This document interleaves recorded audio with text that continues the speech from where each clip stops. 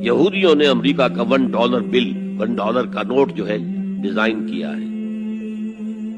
Bankers تو وہی تھے نا، اور آج بھی اصل طاقت بینکرز کے پاس ہے. امریکی حکومت $ٹریلین کی جو ہے ٹریلینز آف ڈالرز کی مقروض ہے بینکوں کی، اور بینک یہودیوں کے.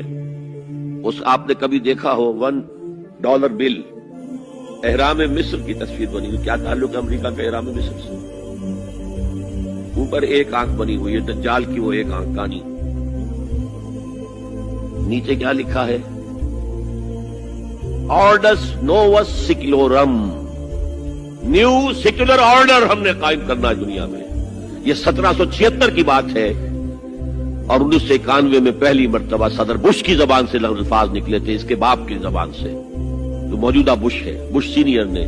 اب دنیا میں نیو ورلڈ آرڈر قائم ہوگا. اصل میں وہ کس کا خیال ہے؟ یہود کا ہے.